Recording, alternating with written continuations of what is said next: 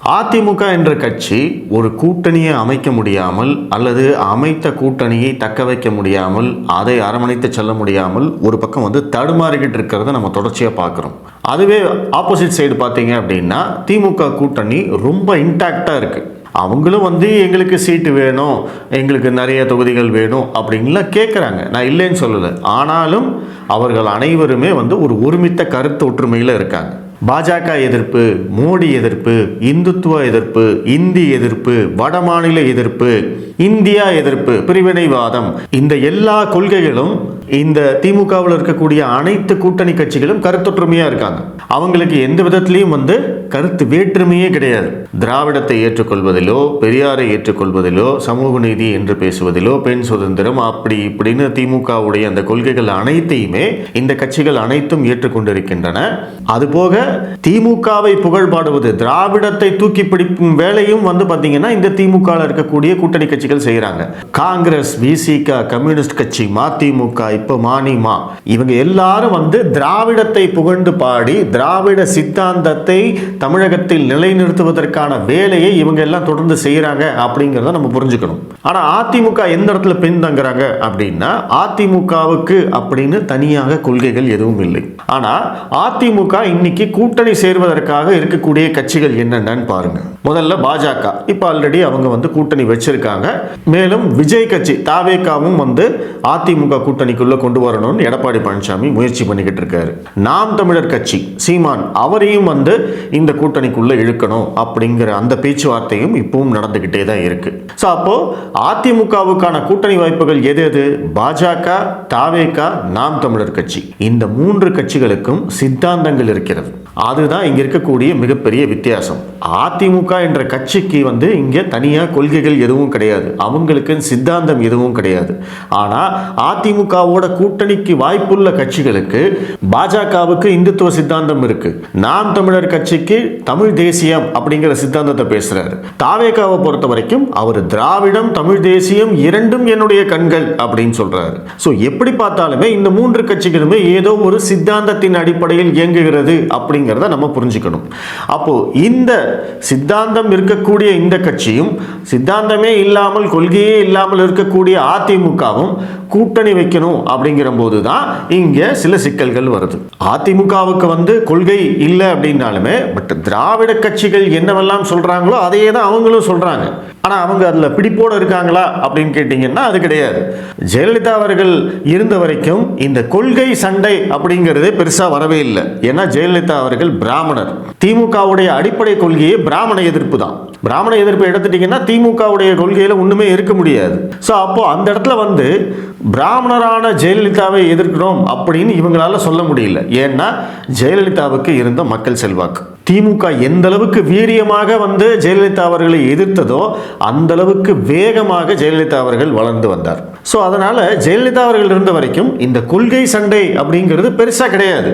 அன்னைக்கு சித்தாந்தம் பேசல, கொள்கை பேசல, திமுகவா அதிமுகவா, ஜெயலலிதாவா கலைஞரா இப்படிங்கிறது மட்டும்தான் இருந்ததே தவிர, ஏன்னா திராவிட கட்சிகள் என்னவெல்லாம் சொன்னதோ அதையெல்லாம் ஜெயலலிதா செய்தே காட்டினார். சமூக நீதியாகட்டும், பெண் சுதந்திரமாகட்டும், அனைவருக்குமான கல்வியாகட்டும் அனைத்தையும் செய்தே காட்டினார். இன்னும் சொல்ல போனா திமுகவோட பெட்டராகவே அவங்க பண்ணாங்க. அதனால என்னாச்சு, கொள்கை ரீதியாக திமுகவால் அதிமுகவை வீழ்த்த முடியல. ஆனா இன்னைக்கு ஜெயலலிதா அவர்கள் இல்லை. அதிமுகவில் ஜெயலலிதாவுக்கு நிகரான எந்த தலைவரும் இல்லை. இன்னைக்கு அந்த கொள்கையை அவங்க முன்னெடுக்கிறது கிடையாது. அப்போ திமுக என்ன பண்றாங்க, 2016 ஜெயலலிதா அவர்கள் மறைஞ்சதுக்கு அப்புறமா திராவிடம் அப்படிங்கிற அவங்களுடைய சித்தாந்தத்தின் அடிப்படையில் அவங்க தமிழ்நாட்டில் அவங்கள பொசிஷன் பண்ணிக்கிறாங்க. அப்ப திராவிடத்துடைய அடிப்படை கொள்கை என்ன? பிராமண எதிர்ப்பு. பிராமண எதிர்ப்புக்கு இன்னைக்கு யார் இருக்கா? பாஜக இருக்கு. பாஜகவை பிராமண கட்சி, பாஜகவில் இருக்கிறவங்க அத்தனை பேருமே பிராமணர்கள். அது பிராமணர்களுக்கான கட்சி. பாத்தீங்களா, அவங்க கல்வியை அழிக்கிறதுக்காக தான் இந்த கொள்கையை கொண்டு வராங்க, அவங்க யாரும் படிக்க விடாம செய்யணுங்கிறதுக்காக தான் கொள்கை அப்படின்னு அமித்ஷா, மோடியவே இவங்க என்ன பண்றாங்க, பிராமணர்களாக உருவகப்படுத்தி தான் இங்க அரசியல் பண்றாங்க. அதை செய்யறதுக்கு இவங்களுக்கு தயக்கமே கிடையாது. இத்தனைக்கும் மோடி பிற்படுத்தப்பட்டவர், அமித்ஷா வேற ஜாதி. அவங்க கொண்டு வந்த புதிய கல்விக் கொள்கையை இவங்க எதிர்க்கிறாங்க. என்ன சொல்லி எதிர்க்கிறாங்க, இது பிராமணர்களுக்கானது, பாஜக வந்தா படிக்க விட மாட்டாங்க. இதெல்லாம் திமுக பிராமணர்களுக்கு எதிராக வைக்கக்கூடிய பிரச்சாரம். அந்த பிரச்சாரத்தை இன்னைக்கு பாஜகவுக்கு எதிராக வைக்கிறாங்க. பாஜகவை பிராமணர்களுக்கான கட்சி, பிராமணர்களாக உருவகப்படுத்தி இங்க ஒரு அரசியல் செஞ்சுக்கிட்டு இருக்காங்க. ஸோ இந்த காரணத்தினால தான் திமுக இன்னைக்கு அரசியல் களத்தில் படுபயங்கர ஸ்ட்ராங்கா இருக்கு. அவங்களுடைய கூட்டணியும் பார்த்தீங்க அப்படின்னா இன்டாக்டா இருக்கு. அதே மாதிரி அதிமுக கூட்டணிக்கு இன்னொரு பிரச்சனையும் இருக்கு. இப்போ திமுக கூட்டணியில் இருக்கிற கட்சிகள் நாங்க தனியா ஆட்சி அமைப்போம், தமிழகத்தில் நாளை விசிகாவுடைய ஆட்சி மலரும், காங்கிரஸ் தனியாக ஆட்சி அமைக்கும், அல்லது கம்யூனிஸ்ட் கட்சிகள் ஆட்சியை பிடிப்பார்கள் அப்படின்லாம் திமுக கூட்டணியில் இருக்கிற கட்சிகள் எதுவுமே சொல்றது கிடையாது. அவங்க சொல்லவும் முடியாது, ஏன்னா அவங்க அந்த நிலைமையில இல்லை. ஆனால் அதிமுகவுக்கு இருக்கக்கூடிய கூட்டணி கட்சி வாய்ப்புகள் என்னென்ன? பாஜக, தாவேகா, நாம் தமிழர் கட்சி, இந்த 3 கட்சிகளும் என்ன சொல்றாங்க? நாளை தமிழகத்தில் நாங்கள் ஆட்சியை பிடிப்போம்.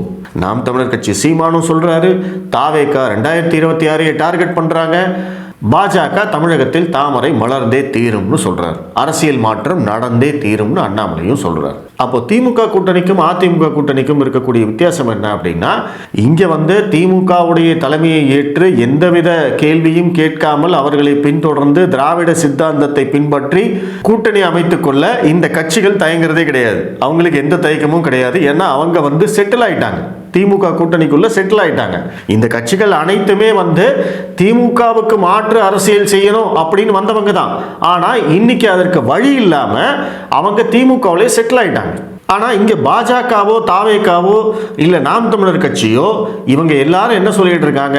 2 திராவிட கட்சிகளும் இல்லாத தமிழகம், அந்த 2 திராவிட கட்சிகளுக்கு மாற்றாகத்தான் நாங்க இங்க வந்திருக்கோம் அப்படின்னு சொல்றாங்க. நாங்க ஆட்சி அமைப்போம் அப்படின்னு சொல்றாங்க. அப்படிப்பட்ட கட்சிகளோட அதிமுக இன்னைக்கு கூட்டணி வைக்க வேண்டிய நிர்பந்தம் இருக்கு.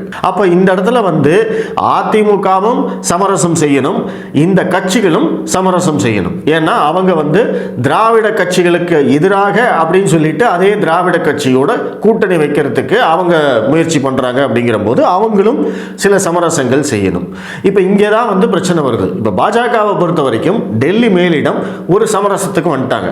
சரி பரவாயில்ல, 2026 தேர்தல் எங்களுக்கு முக்கியம் இல்லை, இது அதிமுகவுக்கான தேர்தல், எங்களுடைய நோக்கம் திமுகவை ஆட்சிக்கு வரவிடாமல் தடுப்பது தான். ஸோ அதனால அந்த திமுக எதிர்ப்பு அப்படிங்கிற அந்த ஒற்றை புள்ளியில நாங்க அதிமுகவோட கூட்டணி வச்சுக்கிறோம், நாங்க சமரசம் பண்ணிக்கிறோம் அப்படின்னு சொல்லி சமரசம் செய்து அதிமுகவோட கூட்டணி வச்சாச்சு. அப்ப இதே சமரசத்தை விஜய் செய்வாரா, நாம் தமிழர் கட்சி சீமான் செய்வாரா அப்படிங்கிறது தான் இங்க கேள்வி.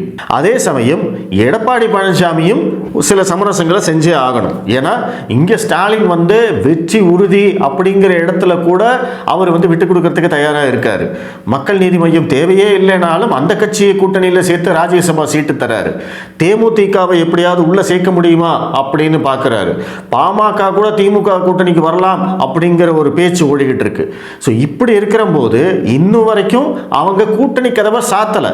எங்களோட கூட்டணி இறுதியானது, இதற்கு மேல யாருக்கும் இடம் இல்லை அப்படின்னு கூட சொல்லலை. அவங்க இப்ப வரைக்கும் ஆப்ஷன்ஸ் இருக்கான்னு பார்த்துக்கிட்டு இருக்காங்க. ஆனா எடப்பாடி பழனிசாமிக்கு கூட்டணி இல்லாமல் திமுகவை தோற்கடிக்க முடியாதுன்னு தெரிஞ்சாலுமே அவர் எந்த விதமான சமரசத்துக்கும் இறங்கி வர மாட்டேங்கிறார். ஸோ இதை பற்றி தான் நம்ம முன்னாடியே பேசியிருந்தோம். அவருடைய ஈகோவால் அவர் அதிமுக அழிஞ்சிட்டு இருக்கு அப்படிங்கிறத பற்றி பேசியிருந்தோம். அவர் சமரசத்துக்கு தயாராக இல்லை. வந்தால் விஜய் வரட்டும், நாம் தமிழர் கட்சி சீமானோட கூட்டணி வேணுமா, அவங்க நம்மகிட்ட கேட்கணும், அதிமுக தான் பெரிய கட்சி, நான் தான் பெரிய தலைவர் அப்படின்னு அவர் நினச்சிக்கிறார். இது ஒரு இரண்டாவது காரணம். மூன்றாவதாக இன்னொரு காரணம் என்ன அப்படின்னா, ட்ரெடிஷ்னலாக பார்த்தீங்க அப்படின்னா திமுக கூட்டணி இல்லாமல் தேர்தலை சந்தித்ததே கிடையாது.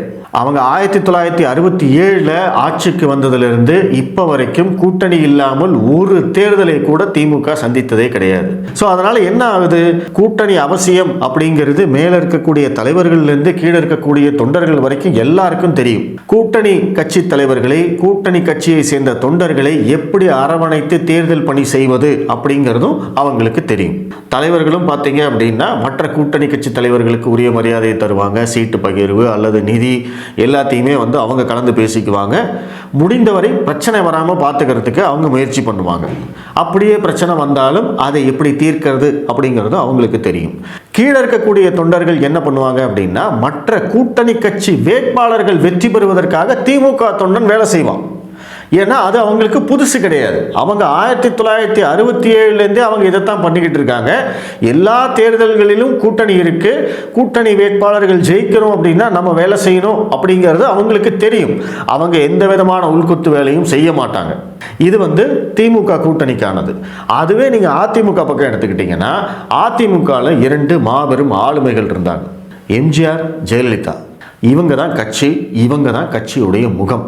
அப்ப இவங்களுக்கு பெருசா யாருடைய கூட்டணியும் தேவையில்லை அப்படிங்கிற ஒரு நிலைமை இருந்தது. எம்ஜிஆர் அவர்களை அவர் உயிரோடு இருந்த வரைக்கும் வீழ்த்தவே முடியல. ஜெயலலிதா அவர்களை பொறுத்த வரைக்கும் 96 தேர்தல் அந்த பர்ஃபார்மன்ஸை தவிர மீதி அவங்களுடைய எலெக்ஷன் பர்ஃபார்மன்ஸ் எல்லாமே பார்த்தீங்க அப்படின்னா திமுகவோட பெட்டராகவே இருக்கும். நாடாளுமன்ற தேர்தலில் தான் அவங்களுடைய கணக்கு தப்புமே தவிர சட்டமன்ற தேர்தலில் மிகப்பெரிய வெற்றிகளை அவங்க பெற்றிருக்காங்க. ஸோ ஜெயலலிதா அவர்கள் இருந்த வரைக்கும் என்னன்னா, கட்சி அவங்க மட்டும்தான் அப்படிங்கிற போது அவங்கள தாண்டி யாருமே தேவையில்லை. ஏன்னா அவங்களுக்கு அந்த மக்கள் செல்வாக்கு இருந்தது. அதிமுக தனித்தே நின்று வெற்றி பெறும் அப்படின்னு அவங்களால சொல்ல முடிஞ்சது. சொன்னதை செய்தும் காட்டியிருந்தார் செல்வி ஜெயலலிதா அவர்கள். அப்போ அதிமுகவுடைய தொண்டர்களுக்கும் என்ன அப்படின்னா, அதிமுக பெரிய கட்சிங்க, திமுகவோட பெரிய கட்சி, நாங்கள் தனியாக நின்னா கூட ஜெயிப்போம், எங்களுக்கு எதுக்கு கூட்டணி அப்படிங்கிற அந்த மனநிலை அதிமுக தொண்டர்கள்ட்டையும் இருக்கு. அது இன்னைக்கும் தொடர்கிறது. இன்னைக்கும் அவங்க என்ன நினைக்கிறாங்க, அதிமுக பெரிய கட்சிங்க, நாங்க எத்தனை தடவை ஆட்சிக்கு வந்திருக்கோம், நம்ம எதுக்கு மற்ற கட்சிகள்கிட்ட போய் கெஞ்சணும் அப்படிங்கிற அந்த மைண்ட் செட் தான் இன்னைக்கு அதிமுக தொண்டர்கள்ட்டையும் இருக்கு. அதே மாதிரி ஜெயலலிதா அவர்கள் கூட்டணி வச்சதே இல்லையான்னு கேட்டா வச்சிருக்காங்க. ஆனா அவங்க வச்ச கூட்டணி எல்லாமே ஒரு தேர்தலை தாண்டதே கிடையாது. பெரிய லெவல்ல தேர்தலுக்கு தேர்தல், அடுத்தடுத்த தேர்தல்கள்ல அந்த கூட்டணி தொடர்ந்ததே கிடையாது. இப்ப திமுக எடுத்துக்கிட்டீங்க அப்படின்னா 2017 வச்ச கூட்டணி இன்னைக்கு 2025. ஸ்டாலின் அவர்களே சொன்ன மாதிரி வரலாற்றையே இல்லாத அளவுக்கு இத்தனை வருடங்கள் ஒரு கூட்டணி தொடர்கிறது அப்படிங்கிறதே ஒரு மாபெரும் சாதனை. ஆனா அதிமுகவை பொறுத்த வரைக்கும் ஜெயலலிதா அவர்கள் இருந்த போதே இது நடக்கல.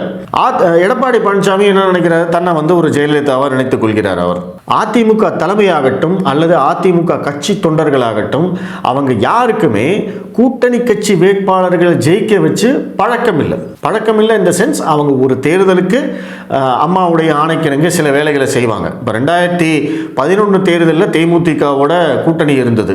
மேலே ஜெயலலிதா விசஸ் விஜயகாந்துக்கு ஒட்டவே இல்லைனாலுமே கீழே எல்லாரும் வேலை செஞ்சாங்க, தேர்தலில் ஜெயிச்சோம். ஆனால் அதுவே நீங்கள் 2016 எடுத்துக்கிட்டீங்க அப்படின்னா அதிமுக தனித்து போட்டியிட்டது, மாபெரும் வெற்றி பெற்றது. அப்போ அதே மனநிலை தான் இன்னைக்கு அதிமுக தொண்டர்கள்ட்ட இருக்கு. அவங்க கூட்டணி கட்சி வேட்பாளர்களுக்காக வேலை செய்வாங்களா, கூட்டணி கட்சி வேட்பாளர்களை ஜெயிக்க வைப்பாங்களா அப்படிங்கிறது தான் இங்கே $1 மில்லியன் கொஸ்டின். அதை செய்யறது இல்லை அப்படிங்கிறது ஏற்கனவே 2019 பாராளுமன்ற தேர்தலிலேயே ப்ரூவ் ஆச்சு. பாஜக வேட்பாளர்கள் அந்த ஓட்டு டிரான்ஸ்ஃபர் நடக்கல. 2021 அதே மாதிரி தான் நடந்தது. இப்போ 2024 அவங்க தனியாக போட்டியிட்டாலும் அவங்களுடைய வாக்கு வங்கி மிகப்பெரிய அளவில் சரிஞ்சிருந்தாலுமே அதை அவங்க கணக்கில் வச்சுக்க மாட்டேங்கிறாங்க. அவங்க இப்பவும் தான் ஒரு பெரிய கட்சி, கூட்டணி வேணும் தான், ஆனால் நம்ம எங்கேயும் இறங்கி போகக்கூடாது, அவங்க தான் வரணும் அப்படின்னு அந்த மாதிரி ஒரு பிடிவாதமான மனநிலையில் இருக்காங்க. அதிமுக அப்படிங்கிற கட்சி அந்த கூட்டணிக்குள்ள குழப்பம் இருந்துகிட்டே இருக்கிறதுக்கும் திமுக கூட்டணி ஸ்ட்ராங்கா இருக்கிறதுக்குமான காரணங்கள் என்ன அப்படின்னா இதுதான். திமுக மற்றும் கூட்டணி கட்சிகளுக்கு இருக்கக்கூடிய கருத்தொற்றுமை, அவங்களுடைய கொள்கைகள். அதே மாதிரி திமுகவில் செட்டிலான கட்சிகள் அவங்க ஆட்சிக்கு வரணும்னு நினைக்கவே இல்லை. கூட்டணியுடைய அருமை தெரிந்த திமுக தொண்டர்கள். ஸோ இந்த பக்கம் பார்த்தீங்கன்னா அதிமுகவை பொறுத்த வரைக்கும் கொள்கை அப்படிங்கிறது எதுவுமே இல்லை.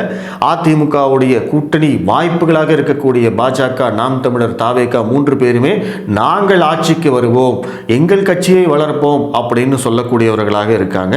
பிளஸ் அதிமுக தொண்டர்களுக்கு கூட்டணி கட்சிகளை அரவணைத்து செல்லும் அந்த பழக்கம் இல்லை. அவங்க கூட்டணி கட்சி வேட்பாளர்களை ஜெயிக்க வைக்கக்கூடிய அந்த பழக்கமும் அவங்களுக்கு இல்லை. ஸோ இதுதான் இங்க இருக்கக்கூடிய மிகப்பெரிய டிஃபரன்ஸ். இதை களையணும் அப்படின்னா அதிமுக தான் இறங்கி எடப்பாடி பழனிசாமி தான் இதெல்லாம் செய்ய வேண்டி இருக்கும். அவர் தான் இறங்கி பாஜக கிட்ட பேசணும், நாம் தமிழர் கட்சி கிட்ட பேசணும், சீமான்கிட்ட பேசணும், விஜய்கிட்ட பேசணும். இது எல்லாமே அவங்க தான் செய்யணும். ஏன்னா இந்த கூட்டணி அமைந்தால் அதில் அதிக பலனடைய போவது யாரு அப்படின்னா எடப்பாடி பழனிசாமி தான். ஏன்னா அவர் தானே முதலமைச்சர், அதைத்தானே செய்ய போறாங்க. அப்போ உங்களுக்கு பலன் கிடைக்கக்கூடிய ஒரு விஷயத்துக்காக மற்றவர்கள் எப்படி இறங்கி வருவாங்க? பாஜக இறங்கி வந்திருக்கு அப்படின்னா அவங்களுடைய டார்கெட் வேறு. ஆனால் தாவேகாவும் நாம் தமிழர் கட்சியும் எதற்காக இறங்கி வர வேண்டும்? நீங்க தான் இறங்கி போகணும். அதிமுக தொண்டர்கள் தான் இறங்கி போகணும். கூட்டணி கட்சி வேட்பாளர்கள் ஜெயிச்சாதான் நம்ம ஆட்சிக்கு வரணும் அப்படிங்கிறத அதிமுகவில் இருக்கக்கூடிய தொண்டர்கள் அனைவருமே புரிந்து கொள்ளணும். அப்படி புரிஞ்சுக்கிட்டா மட்டும்தான் திமுகவை வீழ்த்துவதை பற்றி நினைச்சு பார்க்க முடியும். இன்னைக்கு இருக்கிற நிலைமை எடுத்துக்கிட்டீங்க அப்படின்னா, திமுக இது வரைக்கும் தொடர்ச்சியாக 2வது முறை ஆட்சியை தக்க வைத்ததில்லை அப்படிங்கிறது தான் வரலாறு. அந்த வரலாற்றை மாற்றி 2வது முறையாக திமுக ஜெயிக்கக்கூடிய அனைத்து வாய்ப்புகளும் தமிழ்நாட்டில் இருக்கு. அதுதான் இன்னைக்கு நிதர்சனமான உண்மை. ஸோ இந்த காணொலியை பற்றி உங்களுடைய கருத்துக்களை சொல்லுங்க. மீண்டும் சந்திப்போம். நன்றி.